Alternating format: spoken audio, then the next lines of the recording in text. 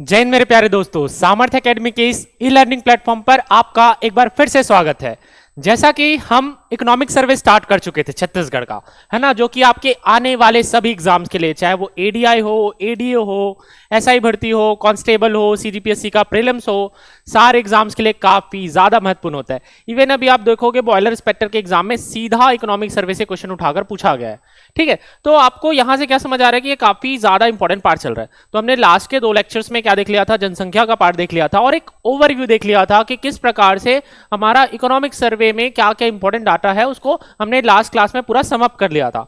ठीक है, और आज के क्लास में हम देखेंगे राज्य आय, जो कि काफी ज्यादा इंपॉर्टेंट है। क्षेत्रवार डिस्ट्रीब्यूशन कितना हो रहा है, कितना पैसा आपको मिल रहा है ना, कितना पैसा सरकार को मिल रहा है, कितना पैसा किस क्षेत्र में किस तरीके से ग्रोथ हो रहा है ना, क्या पर्सनल इनकम है हमारी, कितनी जीडीपी की पूरी राशि है। ये सारी चीजें हम आज की क्लास में देखने वाले। क्षेत्रवासी आज की क्लास में मेन फोकस ये होता है कि किस क्षेत्र में आप कितना ग्रोथ कर रहे हो, कितना हिस्सा है आपके कमाई का।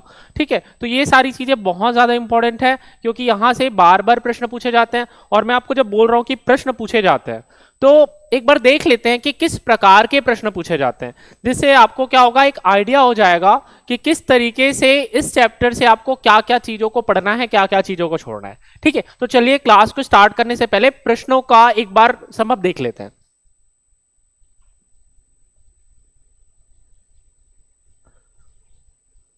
देखो, पहला क्वेश्चन क्या कह रहा है, छत्तीसगढ़ के आर्थिक सर्वेक्षण, अब ये 21-22 को आप कर लो 24-25 के अनुसार वर्ष 2021-22, अब इसको भी कर लो 24-25 में स्थिर मूल्यों पर। अब देखो, ये भी ध्यान रखना है स्थिर मूल्यों पर। अभी मैं आपको समझाऊंगा कि स्थिर मूल्य क्या होता है, प्रचलित मूल्य क्या होता है। छत्तीसगढ़ की अर्थव्यवस्था के किस क्षेत्र की वृद्धि सबसे कम रही है, वृद्धि सबसे कम रही है, मतलब एक पर्टिकुलर क्षेत्र बताना है जिसकी वृद्धि सबसे कम रही है। ठीक है, ये कब पूछा गया, सीजीपीएससी 2022 में। अगला देखो, आर्थिक सर्वेक्षण, ये फिर से 23-24 के अनुसार वर्ष 23-24। अब सेम क्वेश्चन है, वृद्धि दर सबसे सर्वाधिक रही है ना। उसी पेज से 2 क्वेश्चन उठाए गए हैं। एक में पूछा है कि वृद्धि दर सबसे अधिक रही है, एक में पूछा है वृद्धि दर सबसे कम रही है। ठीक है, अगला देखो, छत्तीसगढ़ राज्य की प्रति व्यक्ति आय, है ना, पर्सनल इनकम की बात हो रही है 21-11-12 की स्थिति में, है ना, स्थिर कीमतों पर, अस्थिर कीमतों पर बात हो रही है। तो ये फिर से हम देखेंगे स्थिर कीमत क्या होता है, प्रचलित कीमत क्या होता है। अब ये कब 24-25, अपना 24-25 के लिए क्या अनुमानित की गई है, ये कब पूछा गया था, सीजीपीएससी 2017 में पूछा गया था। तो यहां से सवाल आपके सीधे सीजीपीएससी में आ रहा है। अगला सवाल देखो, वर्ष 13-14 लिखा है, इसको लिख लो 24-25 में प्रचलित कीमत पर, ना सिर्फ स्थिर कीमत पर, प्रचलित कीमत पर भी पूछा जा रहा है ना, छत्तीसगढ़ की प्रति व्यक्ति आय क्या थी। ठीक है, अगला देखो, राज्य के सकल घरेलू उत्पाद में द्वितीयक क्षेत्र में किस क्षेत्र को शामिल नहीं किया जाता है। ठीक है, ये कब पूछा गया आपका, सीजी व्यापम 2016 में। छत्तीसगढ़ राज्य में सकल घरेलू उत्पाद में 15-16 की जगह कर लो 24-25 में स्थिर मूल्यों पर पशुधन का योगदान क्या है ना, स्पेसिफिक क्षेत्र पूछा है पशुधन और उसका योगदान क्या है, वृद्धि प्रतिशत नहीं, योगदान क्या है। ठीक है, छत्तीसगढ़ के सकल घरेलू उत्पाद में स्थिर मूल्यों पर वही 24-25 में आर्थिक वृद्धि दर कितना अनुमानित है ना, जीएसडीपी में कितना ग्रोथ हो रहा है, यह पूछा गया है स्थिर मूल्यों पर। ठीक है, अगला देखो, छत्तीसगढ़ राज्य में वर्ष 24-25 में प्रचलित मूल्यों पर सकल घरेलू उत्पाद क्या था, है ना। अब देखो, ये सारे सवाल मैं करने वाला नहीं हूं। ठीक है, आपको इन सब सवालों के जवाब लास्ट, इस क्लास के लास्ट में आपको देने हैं। ठीक है, चलो, तो ये हो गया हमारा पूरा का पूरा। एक कम से कम देखो, इस छोटे से चैप्टर से आपका आधे घंटे में जो कवर होने वाला है, उससे कम से कम 10 क्वेश्चन पूछे गए, तो जो काफी ज्यादा होते हैं। इतना अगर हम किसी भी एग्जाम्स में 1 से 2 क्वेश्चन यहां से एक्सपेक्ट कर सकते हैं। ठीक है,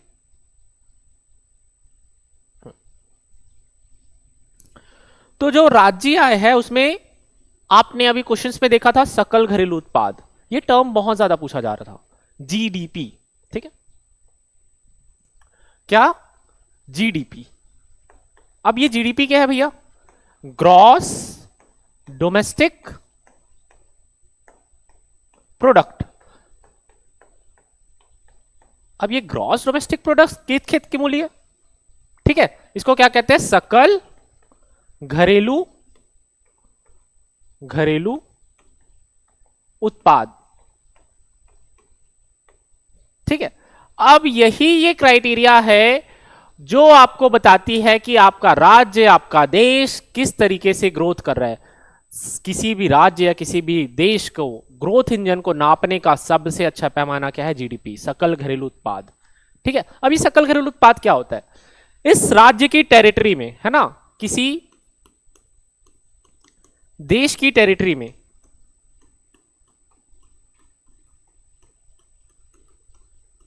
जो भी सेवा या प्रोडक्शन हो रहा है और प्रोडक्शन हो रहा है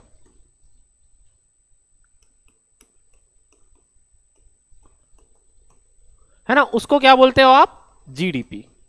ठीक है, मतलब कितना आप अर्निंग कर रहे हो, कहां से?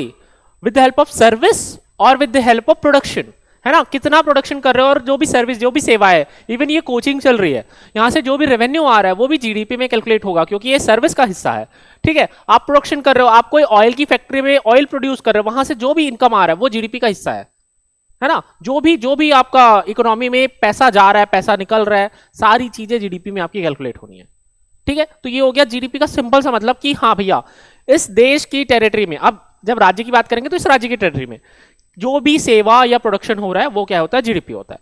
ठीक है, अब देखो, जब हम इंडिया का इकोनॉमी पढ़ेंगे तो उसमें मैं ये बताऊंगा आपको कि इस देश की टेरिटरी, इस देश की डोमेस्टिक बाउंड्री क्या होती है ना, ग्रॉस डोमेस्टिक प्रोडक्ट लिखा है ना। तो जैसे कि अगर एरोप्लेन हवा में उड़ रहा है, वो भारत का है, तो उस पर जो भी चीजें रहेगी वो भारत की रहेगी। ठीक है, वो जीडीपी में, भारत की जीडीपी में कैलकुलेट होगा।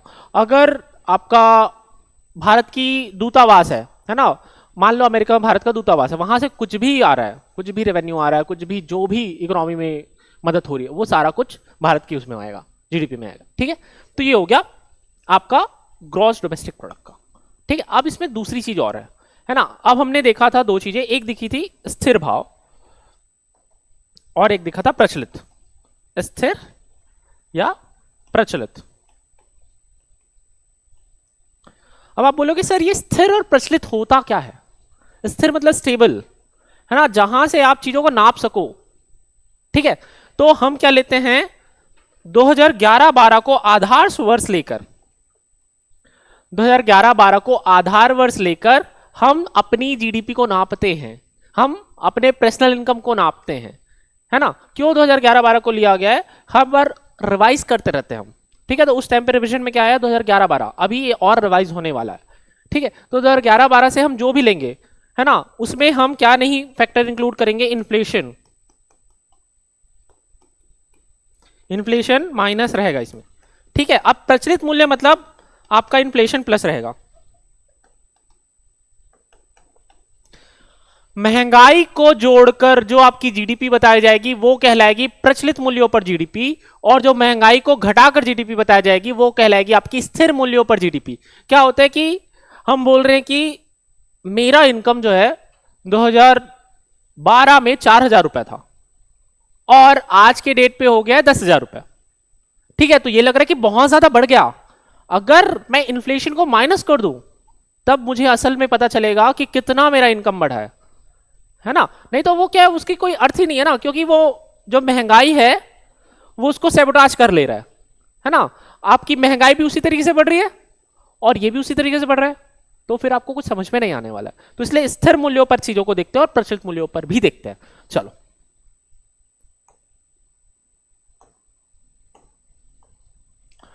तो अब हम देखते हैं जीएसडीपी।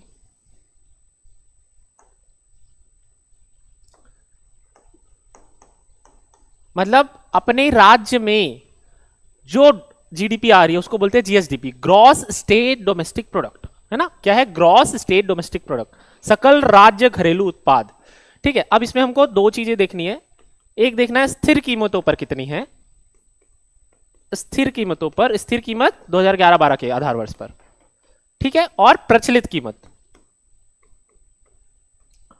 अब स्थिर कीमतों पर कितनी है और प्रचलित कीमतों पर कितनी है, ये चीजें हमें देखनी है। ठीक है, तो कितनी है यहां पर स्थिर कीमतों पर?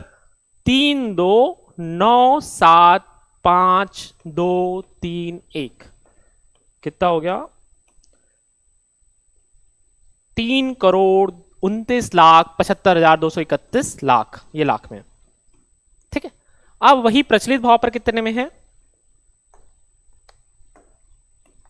प्रचलित भाव पर ये कितने में आ जाएगा आपका? 5,6,7,8,8,0,4,3। ठीक है, ये भी लाख में है। ठीक है, अब देखो इसको याद कैसे करना है। इसको मैंने सिंपल सा याद कैसे किया है। ये हो गया 32 आप ऐसे ही लिख लो, है ना। चलो इसका 3 और 2 आप ऐसे ही लिख लो। ठीक है, उसके बाद क्या लिखोगे? 9, 7, 5, 3, 1। ठीक है, मतलब 9 से आप चालू कर रहे हो और विषम संख्या लिख रहे हो, 9, 7, 5, 3, 1। ठीक है, अब इसमें बीच में क्या डाल दो? बीच में आप डाल दो 2।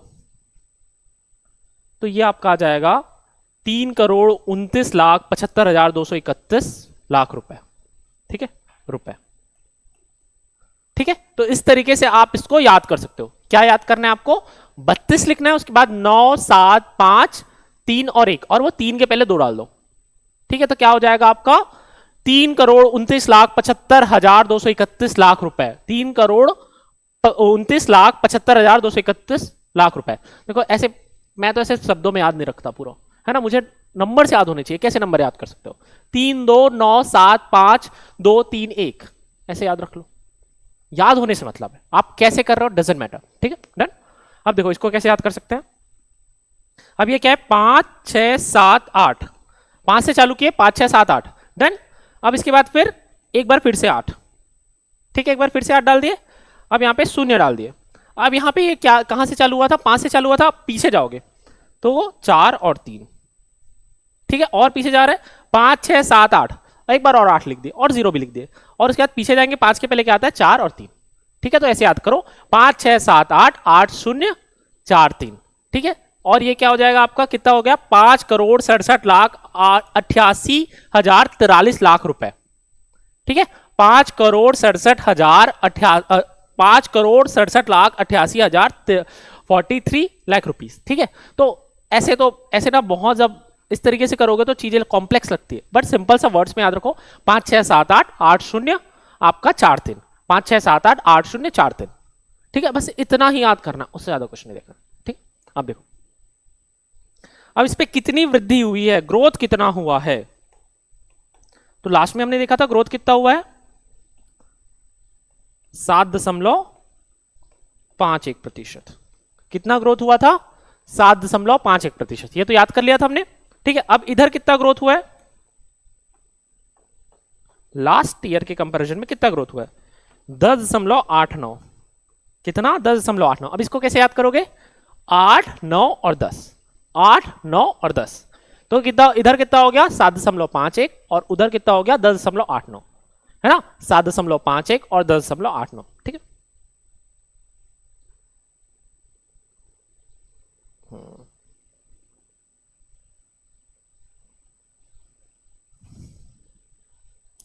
अब हम बात करते हैं इनकम की, है ना। आपसे पूछा जाता है कि कितना आपका इनकम है। अब दो चीजों पर फिर से पूछा जाएगा इनकम। स्थिर भाव पर, स्थिर भाव 2011-12, और प्रचलित भाव पर, प्रचलित भाव पर। ठीक है, स्थिर भाव पर आपकी इनकम कितनी होगी, है ना। एक पूरे साल भर में आपकी इनकम कितनी होगी, और प्रचलित भाव पर आपके साल भर में इनकम कितनी होगी, ये चीजें पूछी जाएगी। ठीक है, तो कितना है इनकम आपका? 107,327, यानी 1,07,327 रुपीज। ठीक है, और आपका 1,07,327 रुपीज। ठीक है, ये आपका क्या है? इनकम है प्रचलित भाव पर, नहीं सॉरी, स्थिर भाव पर। अब प्रचलित भाव पर वही कितना होगा? 16, 28 और 70, है ना। 1,62,870 रुपीज। ठीक है, कितना है इनकम? 1,62,870 रुपए। 1,62,870 रुपए प्रचलित भाव पर, और 1,07,327 रुपए स्थिर भाव पर। मुझे तो ये 1 लाख ऐसे वाला चीजें याद नहीं रहती है, तो मैं कैसे याद करता हूं? 107,327, 107,327 स्थिर भाव पर, 107,327। और आपके प्रचलित भाव पर कितना हो जाएगा? प्रचलित भाव पर आपका हो जाएगा 16, 28 और 70। प्रचलित भाव पर कितना हो जाएगा? 16, 28 और 70। ठीक है, एक बार फिर से बोलो, 16, 28, 70, 107,327। ठीक है, ऐसे याद करोगे तो चीजें बहुत आसानी से याद हो जाती है। ठीक, तो ये देखो यहीं से हमने जो क्वेश्चन देखे थे उसमें से 3 क्वेश्चन ये 2 स्लाइड से बन रहे हैं। एक में जीएसडीपी पूछा हुआ था, एक में पर्सनल इनकम पूछा हुआ था आपके स्थिर भाव पर, एक में पूछा था आपके प्रसिद्ध भाव पर। तो रट लो, यहीं से क्वेश्चन आने वाले हैं।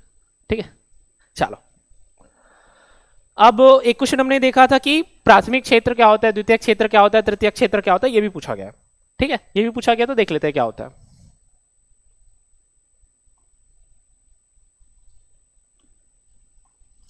अब जब प्राथमिक क्षेत्र की बात करते हैं तो हमने जब हम बाइफरकेट करते हैं किसी भी चीज को, है ना, जीडीपी को बाइफरकेट करते हैं तो हम क्या क्षेत्र देखते हैं? 3 क्षेत्र देखते हैं, कृषि, उद्योग और सेवा, है ना। तो प्राथमिक क्षेत्र वो है जिसमें कृषि क्षेत्र तो पूरा रहेगा, उसके साथ अगर खनन उत्खनन को डाल दिया जाए तब यह कहलाता है प्राथमिक क्षेत्र, है ना। कृषि क्षेत्र का पूरा, उसके बाद खनन उत्खनन पूरा डाल दो तब यह प्राथमिक क्षेत्र कहलाएगा।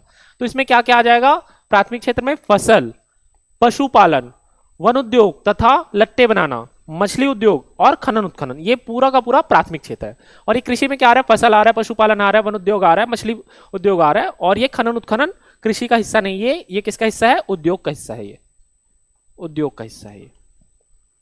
ठीक है, अब द्वितीयक क्षेत्र, अब द्वितीयक क्षेत्र में क्या है? उद्योग के हिस्से में से खनन उत्खनन को माइनस कर दो तब आपका ये कहलाता है उद्योग का क्षेत्र, सॉरी द्वितीयक क्षेत्र। उद्योग के क्षेत्र में से खनन उत्खनन को माइनस करना है।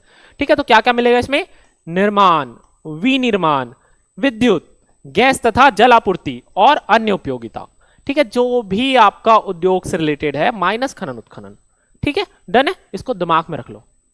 अगला देखो, अब आता है तृतीयक क्षेत्र। तृतीयक क्षेत्र में कुछ दिक्कत नहीं है, सेवा क्षेत्र में जितना चीज इंक्लूडेड है वो सारा चीज आपका किस में आ जाएगा? तृतीयक क्षेत्र में आ जाएगा। तो देखो क्या क्या आएगा इसमें? व्यापार, होटल, जलपान गृह, परिवहन, संग्रहण, संचार, रेलवे, परिवहन, भंडारण, संचार एवं प्रसारण सेवा, वित्तीय सेवा, स्थावर संपदा, आवास गृह, लोक प्रशासन और अन्य प्रशासन। ठीक है, तो ये सारी चीजें किसमें आ जाएगी? आपकी सेवा में आ जाएगी। ठीक है, सेवा में आ जाएगा पूरा का पूरा। चलो अगला देखते हैं। अब ये भारत का एक आर्थिक विकास दर के हिसाब से हम देखेंगे ओवरव्यू कि किस प्रकार से आर्थिक विकास दर चल रहा है भारत और छत्तीसगढ़ का। जैसे लास्ट टाइम आपने कहा था कि कुछ चीजों को कंबाइन करके पढ़ाइए, तो चलो आपके लिए कंबाइन तरीके से चीजों को ला लिया गया है जिसमें छत्तीसगढ़ भी दिख रहा है और भारत भी दिख रहा है। ठीक है, तो देखते हैं। अब विकास दर की बात की जाए, मतलब ग्रोथ रेट, ग्रोथ रेट हमने अभी देखा ग्रोथ रेट कितना है? 7.51 है छत्तीसगढ़ का। कितना ग्रोथ रेट है? 7.51। और भारत का कितना है? 6.4%। ये हमने कल भी देखा था, लास्ट क्लास में भी देखा था। ठीक है, तो आपको क्या दिख रहा है कि भारत से ज्यादा ग्रो कौन कर रहा है? छत्तीसगढ़ कर रहा है, 7.51 और 6.4। ठीक है, ये भी कृषि क्षेत्र, औद्योगिक क्षेत्र, सेवा क्षेत्र, ये रट लिया था हमने। 5 + 3 क्या होता है? 8 होता है, तो 5.38। कितना? 5.38। 5 + 3 8 होता है, 5.38। अब आपका क्या है? भारत का कृषि क्षेत्र कितना है? 3.76। तो इसको कैसे करो? 3 दूनी 6 और इधर 7, 3 दूनी 6 और 7, इस तरीके से याद करो। 3 दूनी 6 और बीच में 7, 3 दूनी 6 और रिवर्स आके 7। ठीक है, तो क्या हो गया? कृषि क्षेत्र में कितना हो गया? भारत का योगदान 3.76 और छत्तीसगढ़ का योगदान 5.38। योगदान नहीं, सॉरी, वृद्धि प्रतिशत। ठीक है, अब औद्योगिक क्षेत्र, औद्योगिक क्षेत्र में छत्तीसगढ़ कितना है? 6.92। कितना है? 6.92। 6, 9 और 2, ऐसे याद किया था हमने, 6, 9 और 2, 6, 9 और 2। ठीक है, तो 6.92। अब यही भारत के इसमें केस में क्या आ जाता है? 6.92 की जगह 6.22। क्या करना है? 6.22, 6.22। ठीक है, कितना हो जाएगा? 6.22। ठीक है, अब सेवा क्षेत्र हमने क्या देखा था छत्तीसगढ़ के रिस्पेक्ट में? 8.54। 8, 5 + 13 और 13 होता है 4, तो 8.54, 8.54। कितना है छत्तीसगढ़ के रिस्पेक्ट में? 8.54। ठीक है, अब यही सेवा क्षेत्र क्या हो जाता है भारत के रिस्पेक्ट में? 7.22। ठीक है, 7.22। तो देखो याद करना काफी आसान है। इसको क्या याद किया अपन? 3.7 और 6, उसके बाद 6.22, 7.22, बस नंबर चेंज करना है, 6.22, 7.22। ठीक है, तो आप ये देख रहे हो कि किसी भी क्षेत्र में, चाहे वो कृषि हो, चाहे उद्योग हो, चाहे औद्योगिक क्षेत्र हो, चाहे वो सेवा क्षेत्र हो, किसी भी क्षेत्र में भारत छत्तीसगढ़ से आगे नहीं है। ओवरऑल भारत का जो समापात है वो छत्तीसगढ़ से कम ही है, तो छत्तीसगढ़ भारत के ग्रोथ से ज्यादा ही ग्रो कर रहा है। ठीक है, डन। अब देखते हैं प्रति व्यक्ति आय। प्रति व्यक्ति आय किस भाव पर दिया? प्रचलित भाव पर दिया है। प्रचलित भाव पर प्रति व्यक्ति आय हमने क्या देखा था? प्रचलित भाव पर छत्तीसगढ़ का प्रति व्यक्ति आय क्या देखा था? 16, 28 और 70। कितना देखा था 16, 28 और 70, 1,62,870, 16, 28 और 70, ठीक है। और ये किस रेट से ग्रो करना है? 9.37%। पिछले साल जो आपका प्रचलित भाव पर इनकम था उससे 9%, 9.37% बढ़ चुका है, ठीक है। ये उतना पूछे जाने की संभावना कम है, बट फिर भी थोड़ा सा दिमाग में रख लो, है ना। कितना ग्रो किया? 9.37% से ग्रो किया है क्या? आपका प्रचलित भाव पर इनकम, ठीक है। प्रचलित भाव पर आपका प्रति व्यक्ति आय 9.37% से ग्रो किया। उसके बाद भारत का देख लेते हैं। भारत का क्या है? 200 और 162। कैसे याद करोगे? 200 और 162। अब इसको भी कैसे याद कर सकते हो? आपने क्या देखा था? छत्तीसगढ़ का क्या है? 162 और 870। वैसे अपन क्या कर रहे हैं? 16, 28 और 70, ठीक है। तो शुरुआत के 3 डिजिट क्या है? 162 है, तो वही भारत में लगा दो 200 और 162, ठीक है। 200 और 162, ठीक है, कोई दिक्कत नहीं, आराम से याद हो जाएगा। 200 और 162, ठीक है। तो एक बार फिर से देख लेते हैं छत्तीसगढ़ का पूरा क्या है। जीडीपी कितनी है आपकी? 7.51। कृषि क्षेत्र में कितना है? 5.38। आपका उद्योग के क्षेत्र में कितना है? आपका 6.92। और कृषि के क्षेत्र में आपका कितना, ये सेवा के क्षेत्र में आपका कितना जा रहा है? सेवा के क्षेत्र में 8.54, ठीक है। और पर्सनल इनकम कितना है? 16, 28 और 70, ठीक है। भारत के रिस्पेक्ट पे देखेंगे तो ग्रोथ कितना है? विकास दर कितनी है? 6.4। और कृषि के क्षेत्र में कितना है? 3.76। और आपके उद्योग के क्षेत्र में कितना है? औद्योगिक क्षेत्र में कितना है आपका? 6.22। और सेवा के क्षेत्र में कितना है? 7.22। और पर्सनल इनकम कितनी है आपकी? प्रति व्यक्ति आय कितनी है आपकी? 200 और 162, ठीक है। तो डन हो गया, ये स्लाइड पूरा का पूरा हो गया आपका। चलो अगला स्लाइड चलते हैं। अब देखो, कल भी देख लिए थे और आज उसको और थोड़ा सा ओवरव्यू के रूप में देख लेते हैं। सकल राज्य घरेलू उत्पाद जीएसडीपी क्षेत्रवार अग्रिम अनुमानित प्रतिशत भागीदारी। ये क्या है? भागीदारी है, भागीदारी, ठीक है। यहां पे दो चीजें करनी है अपने को, भागीदारी और आपका प्रतिशत वृद्धि। तो ये भागीदारी, अभी पिछला प्रतिशत वृद्धि देखे, ठीक है। तो ये कौन से भाव पर है? स्थिर भाव पर। स्थिर भाव पर आपका क्या था? कृषि पर कितना था? 16.80, है ना। 16.85 करे थे आपने। और इधर कितना था? 47.90, है ना। 47 में -2 करोगे तो 45 आता है, उसी को इंटू कर दो 90 हो जाता है, ठीक है।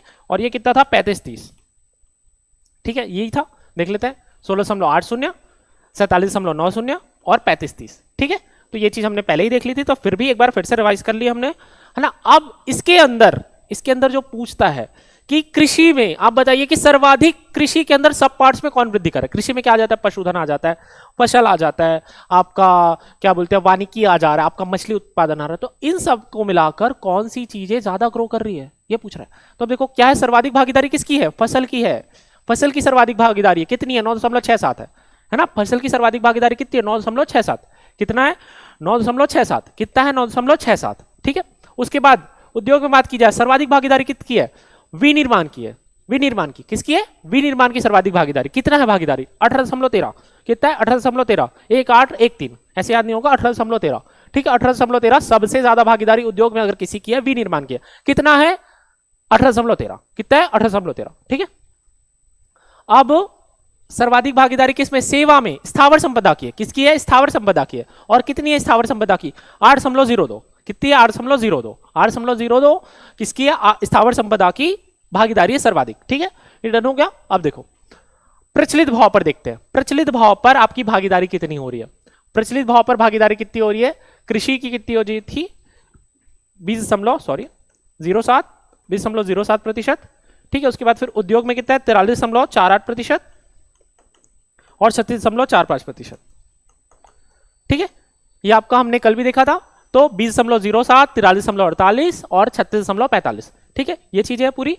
अब देखो इसमें सर्वाधिक भागीदारी, कृषि में सर्वाधिक भागीदारी अगेन फिर से किसका है? फसल का है। फसल वहां पे भी था 9.67, इधर पे कितना है? 11.63। 11.63 कितना है? 11.63, वहां पे 9.67, ठीक है। अब उद्योग में सबसे ज्यादा सर्वाधिक भागीदारी वहां पे विनिर्माण था, यहाँ पे क्या है? निर्माण है।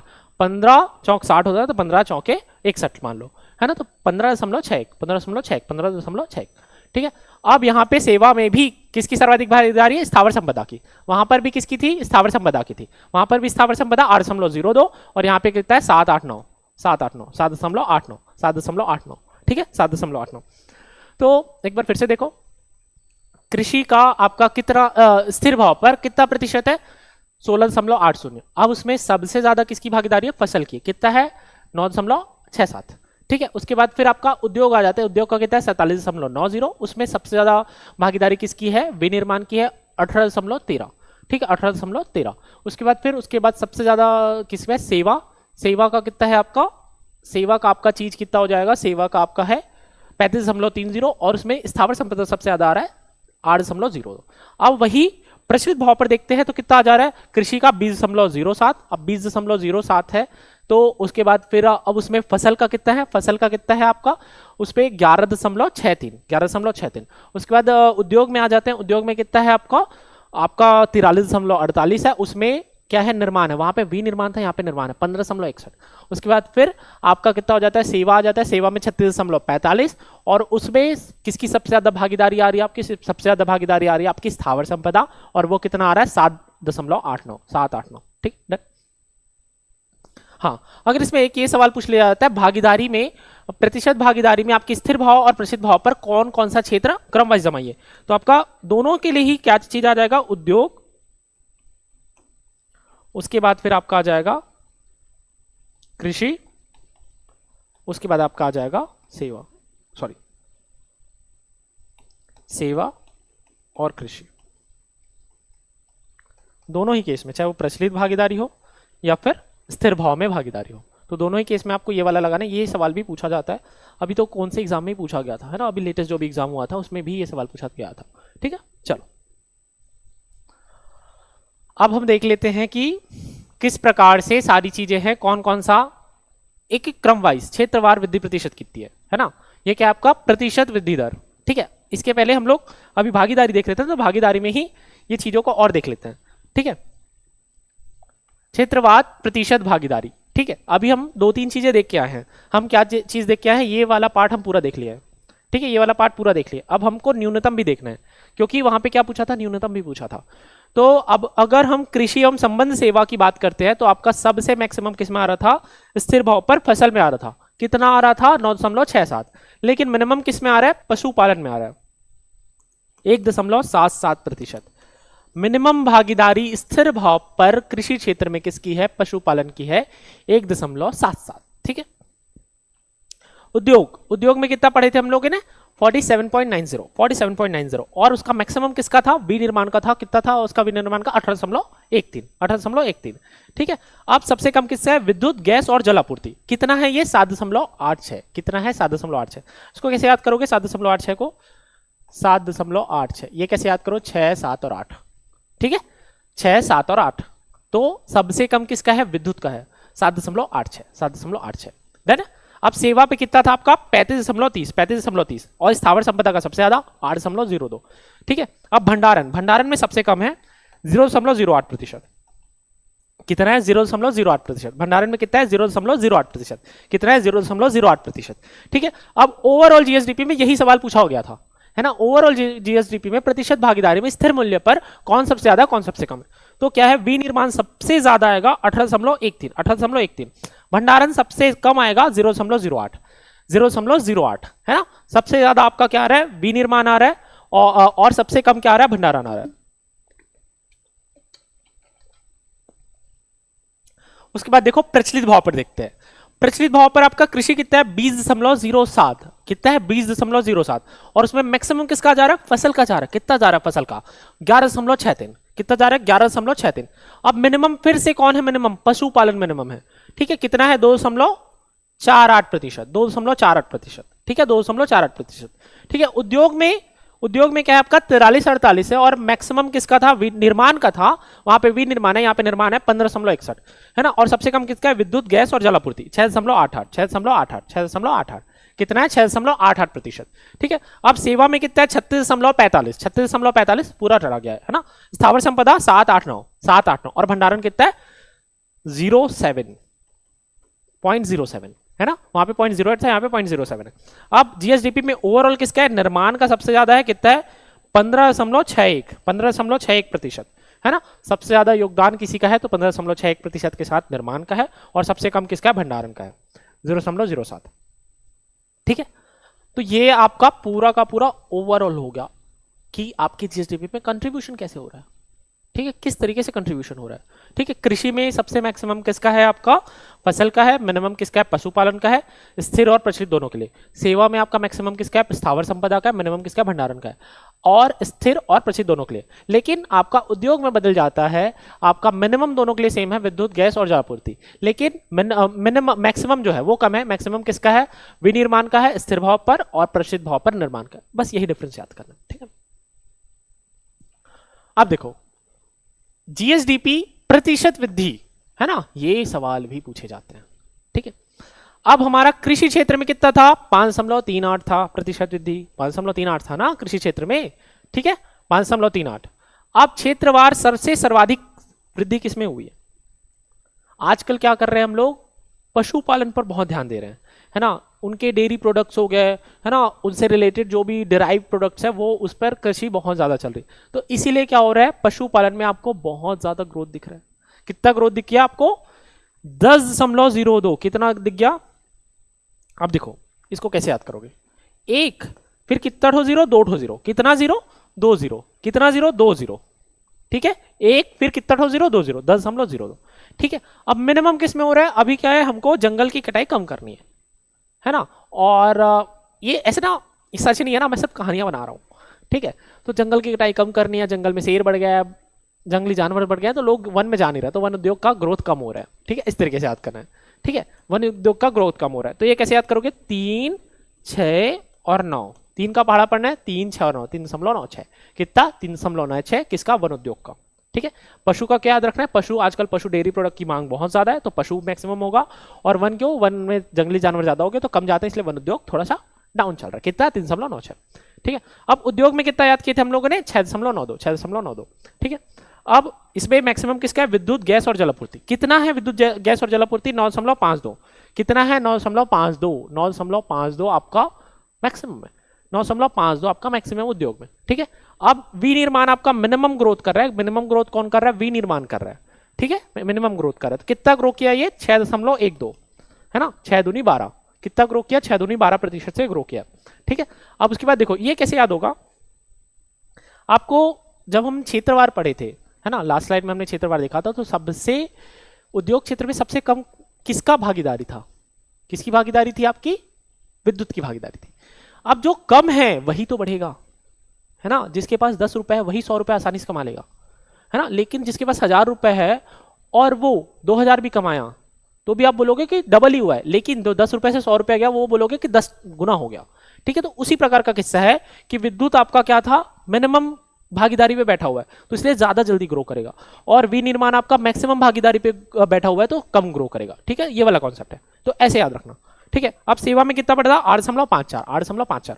ठीक है, अब इसमें सबसे ज्यादा कौन ग्रो कर रहा है, व्यापार, होटल और जलपान गृह। कितना कर रहा है, 14.06। कितना कर रहा है, 14.06। कितना ग्रो कर रहा है, 14.06। ठीक है, अब रेलवे सबसे कम ग्रो कर रहा है, 7.38। कितना ग्रो कर रहा है, 7.38।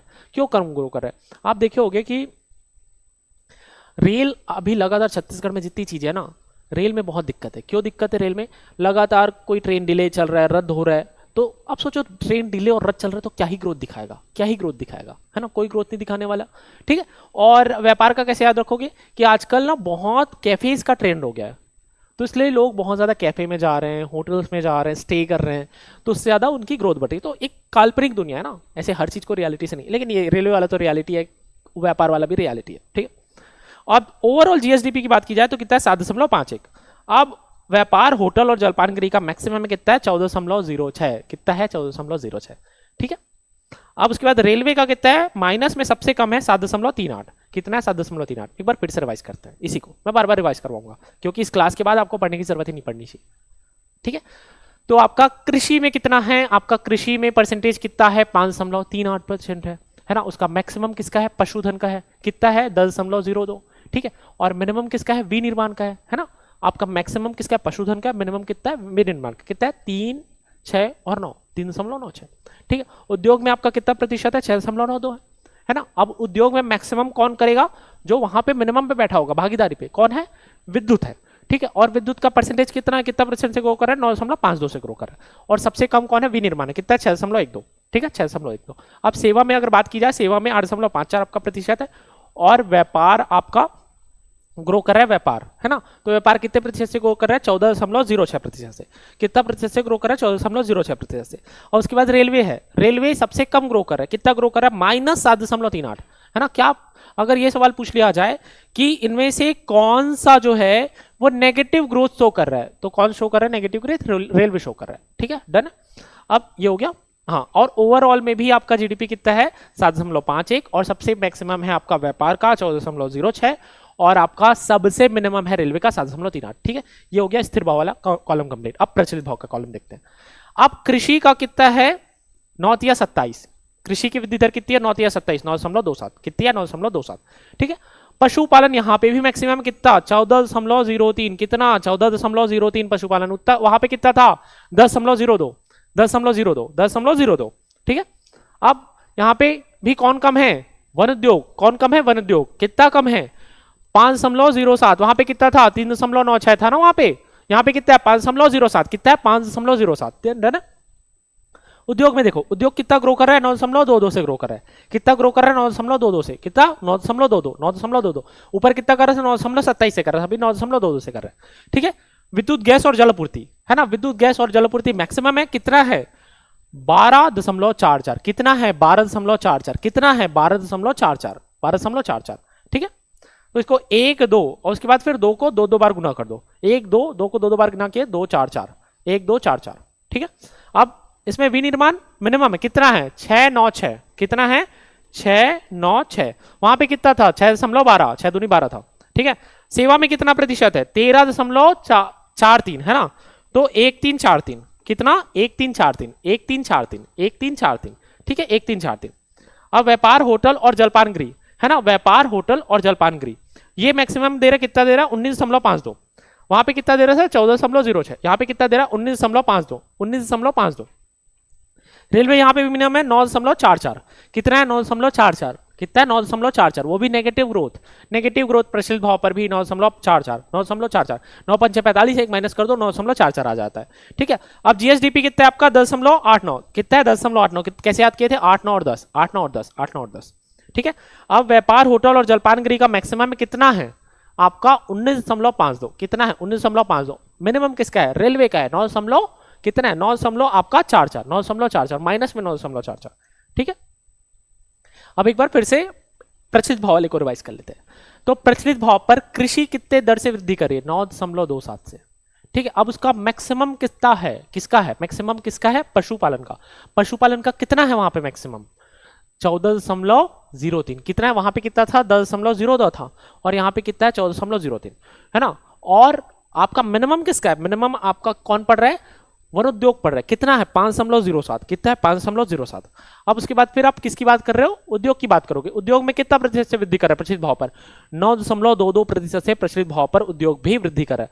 अब उसमें मैक्सिमम किसका है? विद्युत का है। किसका है मैक्सिमम? विद्युत का है। यहाँ वहां पर भी मैक्सिमम किसका था? विद्युत का था, ठीक है। और विद्युत का है आपका गैस या जलापूर्ति है, ठीक है।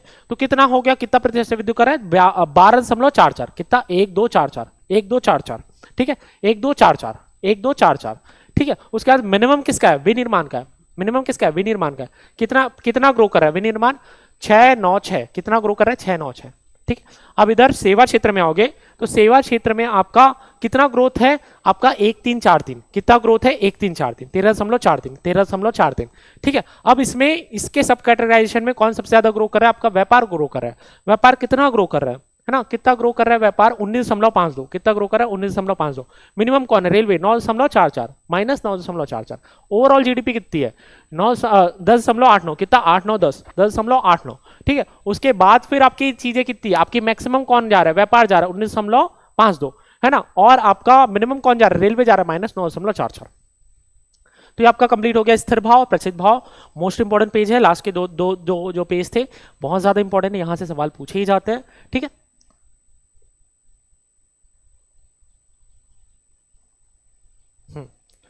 अब देखो ये क्या दिया हुआ है आपका, ये आपको यहां ये पूरा याद नहीं रखना है ना, ये टेबल्स आपको याद नहीं रखने, आपको सिर्फ और सिर्फ क्या याद रखना है? ये लास्ट वाला टेबल ही आपके लिए इंपॉर्टेंट है, ठीक है। इसमें भी आपका ये लास्ट वाला ही इंपॉर्टेंट है, लेकिन ये चीज मैं आपको ऑलरेडी करा चुका हूं, ठीक है। ये आप अपने सहूलियत के लिए यहां से देख सकते हो कि कौन सी चीजें कैसी है। तो इसमें से अगर याद भी करना है तो क्या करें, फसल, पशुपालन, मछली उद्योग, खनन उत्खनन, ठीक है, विनिर्माण, विद्युत निर्माण, ठीक है, व्यापार, होटल, रेलवे, भंडारण, स्थावर संपदा। ये 8 चीजों को ही, ये 4 से 10 चीजों को ही आप एक बार अगर देखना चाहो तो देख सकते हो।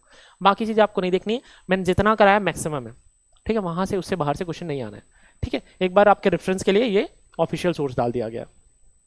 इसमें भी ये चीज नहीं देखनी, सिर्फ लास्ट की चीजें देखनी है अगर आप देखना चाहो तो, ठीक है, उससे ज्यादा कुछ भी नहीं करना है, ठीक है। मैंने जो बताया वो पॉइंट्स आपके लिए काफी मोर देन सफिशिएंट है, उससे ज्यादा आपको बढ़ने की जरूरत नहीं है, ठीक है, उससे ज्यादा आपको नहीं जाना है, कोई मतलब नहीं है जाने का, ठीक है। अब देखो लास्ट क्लास में जब हम ओवरव्यू कर रहे थे तो एक मेरे से मिस्टेक हो गई थी, क्या मिस्टेक हो गई थी, वानिकी वाले सेक्शन में। वानिकी वाले सेक्शन में ऊपर नीचे लिख दिए थे, क्या चीज को ऊपर नीचे लिख दिए थे, 3 प्रकार के वन होते हैं, आरक्षित, संरक्षित और अवर्गीकृत। तो आपका क्या बोलते हैं, संरक्षित ऊपर आ गया था आरक्षित की जगह, है ना, आरक्षित और संरक्षित और अवर्गीकृत, अवर्गीकृत, ठीक है, ये ऊपर नीचे हो गया था। तो इसको फिर से एक बार नोट डाउन कर लो, गलत नोट डाउन हो गया था, कितना है 43.31, ठीक है, 43.31, और इसका कितना है 40.18, 40.18, है ना। अब इसका कितना है आपका 16.61, ठीक है, ये आपको नोट डाउन कर लेना है, ठीक है। लास्ट क्लास में ऊपर नीचे हो गया था आरक्षित और संरक्षित, ठीक है, तो ये चीज देख लेना। अब अगला देखो अगला क्या है आपका, पहला क्वेश्चन क्या है, क्वेश्चन नंबर 1। इसमें से 2 से 3 क्वेश्चन मैं बना लेता हूं, बाकी क्वेश्चन आप बनाओ, ठीक है। छत्तीसगढ़ में आर्थिक सर्वेक्षण 2024-25 के अनुसार वर्ष 24-25 में स्थिर मूल्यों पर, बार बार फोकस करवा रहा हूं, इन वर्ड्स को ध्यान में रखना। अगर नहीं दिया होगा ना तो स्थिर मूल्य ही लेना, लेकिन अगर दिया है तो आपको देखना है कि स्थिर है कि प्रचलित है। छत्तीसगढ़ की अर्थव्यवस्था में किस क्षेत्र में वृद्धि सबसे कम रही है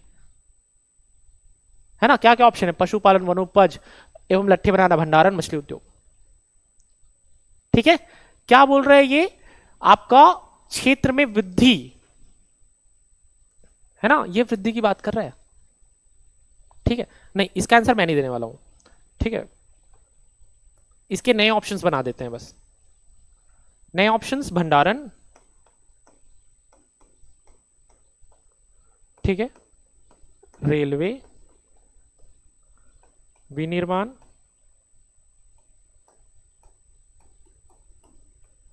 और आपका क्या जाएगा, विनिर्माण, एक और डाल देते हैं, वन उद्योग,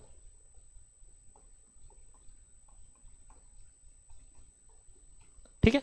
ये ए बी सी डी क्या बोल रहा है, मिनिमम बोल रहा है ना, मिनिमम, ठीक है। इसका आंसर आप दोगे, पहले नंबर क्वेश्चन का आंसर आप दोगे, ठीक है।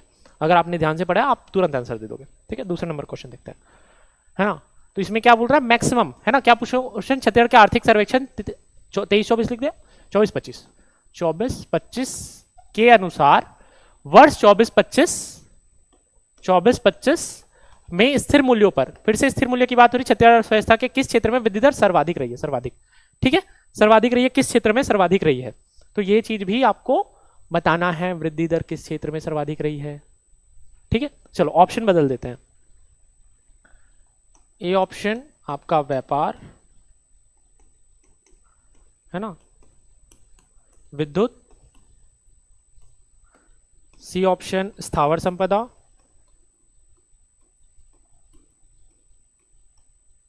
डी ऑप्शन पशुपालन, ठीक है। जब आप आंसर लिखोगे कमेंट सेक्शन में, तो आपको क्या लिखना है, एक तो लिखना है कि कौन सबसे ज्यादा वृद्धि दर से कर रहा है और कौन सबसे कम कर रहा है, और उसके साथ परसेंटेज भी लिखना है ना, जिससे समझ में आ जाएगा कि हाँ आपको याद हो रहा है, ठीक। अगला क्वेश्चन, छत्तीसगढ़ राज्य में प्रति व्यक्ति आय वर्ष 2011-12 में स्थिर कीमतों पर 24-25 के अनुसार क्या थी, ये भी आप ही बताओ, है ना। ये सारे ऑप्शंस की जरूरत नहीं है, मैं ऑप्शन सेट कर दूं क्या, चलो ऑप्शन सेट कर दिया जाए। क्या बोल रहे हैं, किस कीमत पर, स्थिर कीमत पर, तो पहला ऑप्शन देख लेते हैं।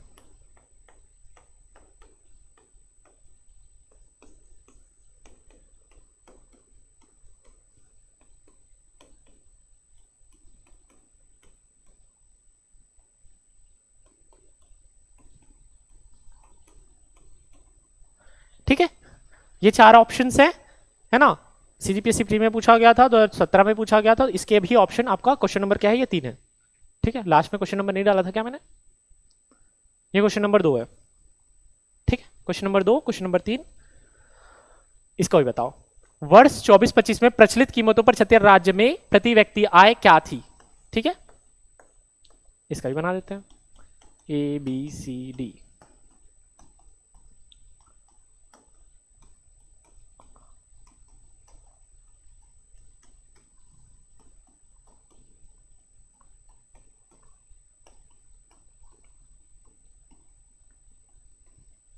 ठीक है, ये 4 ऑप्शंस हैं, आपको आंसर देना है। ठीक है,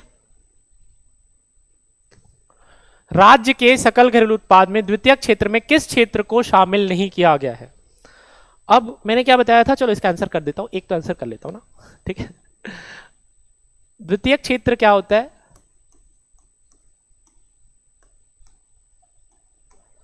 उद्योग माइनस खनन उत्खनन, खनन उत्खनन। ठीक है, खनन उत्खनन, तो क्या आ जाएगा आपका, खनन उत्खनन। ठीक है, ये आ गया। ठीक है, और वहीं पे कृषि होगा, तो प्राथमिक होगा तो कृषि प्लस खनन उत्खनन। ठीक, ये कौन सा नंबर क्वेश्चन था, चौथा क्या, पांचवा नंबर क्वेश्चन। पांचवा मैंने दे दिया, चौथा तक आपको देना है, चौथा नंबर का क्वेश्चन, ये चौथा नंबर क्वेश्चन था। छत्तीसगढ़ राज्य में सकल घरेलू उत्पाद में वर्ष 24-25 में स्थिर मूल्यों पर पशुधन का योगदान क्या है। पशुधन का योगदान क्या है, किस मूल्य पर पूछ रहा है, स्थिर मूल्य पर पूछ रहा है ना। स्थिर मूल्यों पर आपका पशुधन का योगदान क्या है, ये जानना चाहता है। ठीक है, इसके तो मैं ऑप्शन भी नहीं देने वाला, ये सारे ऑप्शन मिथ्या हैं, है ना। आपको ऑप्शन भी नहीं मिलेगा और आपको सीधा आंसर बताना है। ठीक है, पशुधन का योगदान क्या है, किस मूल्य पर, स्थिर मूल्य पर। चलो दे देता हूं ऑप्शन। ठीक है,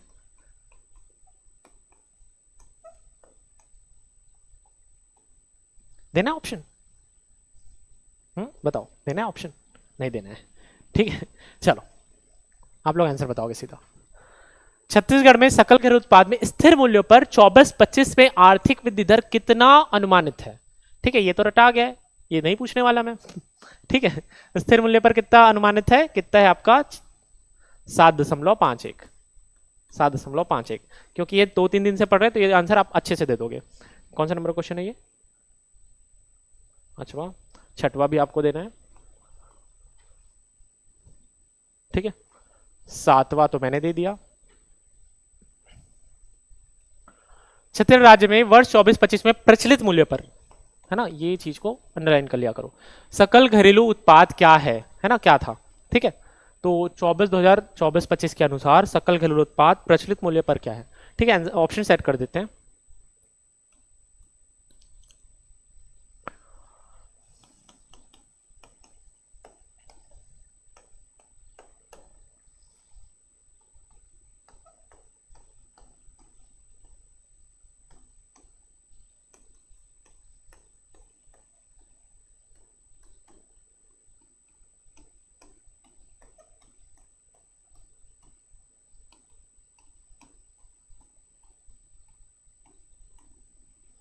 ठीक है, और ये किस में है, लाख में है ना, लाख।